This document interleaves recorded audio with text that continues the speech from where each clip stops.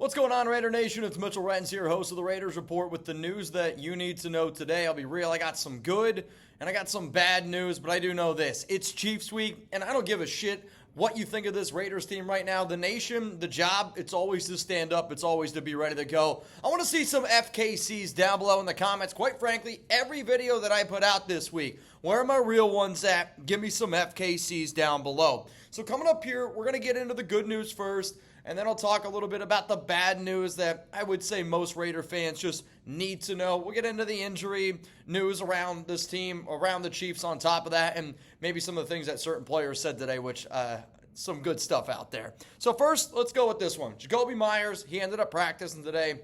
It was only on a limited basis, but the fact that this is a player that missed the past 2 weeks with that ankle injury, and he was limited, but he was limited on Wednesday, very, very good sign, hoping that he's ready to go. I almost wonder if the Raiders took it easy on Jakobi last week, didn't want to rush him back to have the chance of him being ready to rock and roll this week up against the Kansas City Chiefs. Another thing here, a lot more players also were limited in practice today.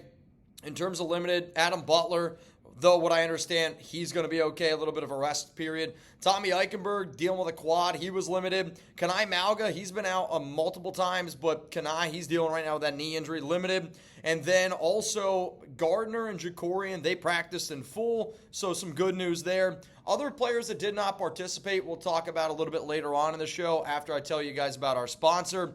But other good news that ended up happening today, Desmond Ritter practiced, rocking the number 10 jersey. And the other thing that I loved that I saw today, which, I always got to give a big shout out to my guy, Mike Dixon. He's one of the best in the biz.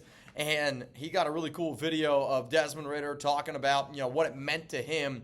And if you haven't seen it, go check it out. It's on my Twitter, at Mitchell Renz 365. But what it meant to him, for him to get the call by the Raiders to get another opportunity. He talks about his family. He talks about wanting to prove it to himself. Talks about wanting to prove it, to his daughter. It shows me that he cares. And I'll always say this. A man who cares, a woman who cares, when anybody cares about something, the level of expectation for me does go up a little bit. But when you're backs up against the wall, and I think Ritter understands, if he gets an opportunity and he lets it go, squanders the opportunity, I don't know if he's going to get another one in the NFL. And when you're a quarterback, you got to take advantage of every opportunity you possibly can, which is, again, why I want the Raiders to start Desmond Ritter. I don't know if it's going to happen based off some of the things that we saw today, but that guy cares. And I think right now for a team where we are right now at 2-5 with some of the ups and downs that we've had, we need as many players that care as humanly possible. Another thing that came up today, which I'm really happy, is something that Richard Seymour said. I'll tell you what Richard Seymour said, but if you haven't already, make sure you guys subscribe to the Raiders Report. We're going to be live tomorrow, Thursday Night Football. I got to wear another crazy outfit. You already know what the deal is. We're going to be live on Sunday as well for Raiders Chiefs. Seriously, make sure that you guys pull up. Going to do a really cool giveaway, which I'm excited to be able to do. Also, on top of that, I know a lot of people that watch this show or don't watch the show think that I do work in my basement. Look at this. We get a pretty good view from the Chat Sports studios today. Seriously, though, hit that subscribe button, turn those notifications. Even if I can't get Chuggs because he's doing other stuff here at Chat Sports, when there's news to be had, there's no other place to get it. Here, subscribe to the Raiders Report. All right, Richard Seymour. I love the fact that he said this because whether people believe I talk to players, sources, or not, there are certain guys that I do talk to on a regular basis. And one of the players that I recently have talked about is Maxx Crosby and why he's never going to get traded. And one of the reasons why that he's never going to get traded is because if he has the opportunity to be a part-time owner of the Raiders after his career is all said and done, and that his relationship with Mark Davis is outstanding. It's, to me, one of the best player-owner relationships in the National Football League. But, yesterday I was on Twitter. I had all these people hitting me up bro, could the Raiders trade away Max? Could the Lions get him? So I sent out a tweet the only way that the Raiders are even going to entertain the idea if it's some crazy, outlandish trade. And then Richard Seymour today literally flat out said, if Maxx Crosby's traded, it's going to come from Mark Davis. Where, I know a lot of other people were oh, well, Khalil Mack got traded. Totally different situation. I'm telling you right now, if Maxx Crosby got traded, Tom Telesco would lose his job. Like, Mark Davis would call up Tom Telesco immediately and be like, so you're telling me you just traded away a guy who wanted us to hire Antonio Pierce in a 2-5 season. Click, you're fired, right? Like that's the end of the conversation. But now you're seeing another minority owner, Richard Seymour, saying the exact same thing of like, yeah, Maxx Crosby's never going to get traded. Flat out said the only way that he's going to get traded is if Mark Davis approves of it. I promise you this. Mark ain't doing that unless you throw us 4 big-time first-round picks and maybe a few extra Pro Bowlers into the mix there. So the last thing that I want to talk about in terms of the good news is I'm super excited to be able to go to Vegas this weekend.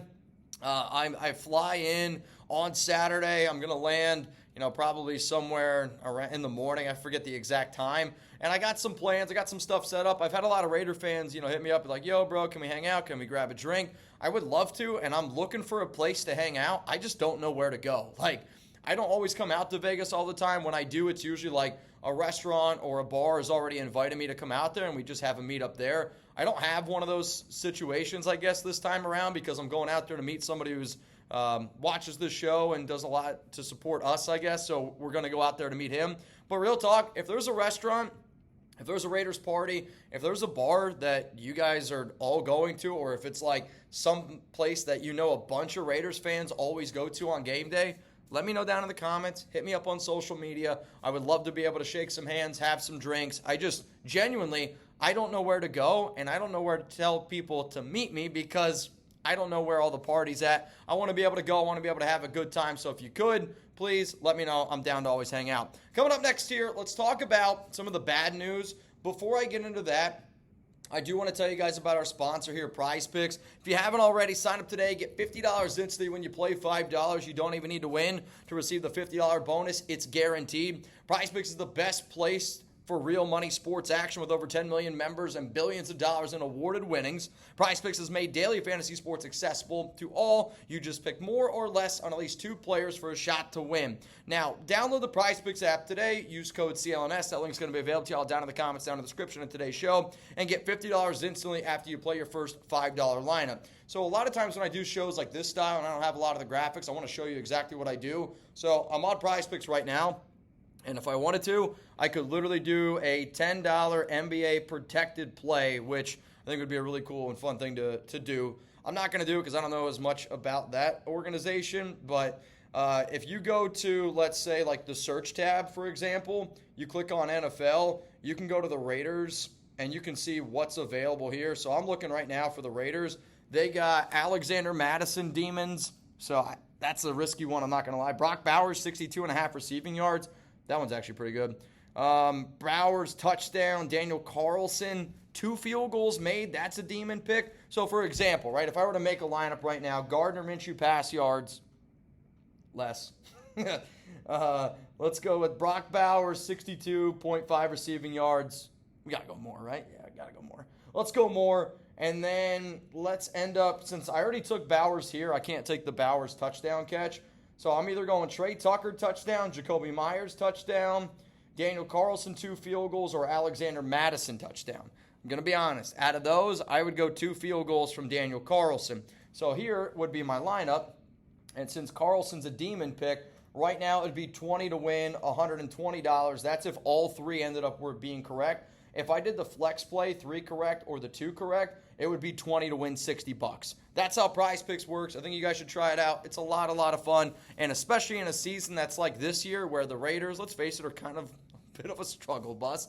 If you plan on watching the game on Sunday anyway, put a lineup in and root for that. I'm not going to judge you. Like, I want the Raiders to win every single week, and I know that AP said today that he's even a little bit frustrated with how the season is gone. And if you're not frustrated with the way the season's gone, then you're probably not a real one anyway. But I will watch every game. I think it's important for every Raider fan to watch every game. That way we can learn as much about this season to apply that to next season, because we got to be able to build the roster with, a lot of the free agents that we have. We got to be able to build the players, bring certain guys back. All that's important, and that's why you should watch. It's also why you should use Prize Picks. Again, shout out to them for sponsoring the show. All right, let's get into some of the bad news here. I already made this video a little bit earlier today, but I wanted to be able to reiterate it just in case anybody missed it. DeAndre Hopkins was traded to the Kansas City Chiefs. I know, you guys have already seen that, 4th different team. But It was unknown whether or not he was going to be able to play, and it was reported today by Diana Rossini that the expectation for Kansas City is DeAndre Hopkins is going to be able to play this week against the Raiders. Obviously, that's bad if you're trying to win.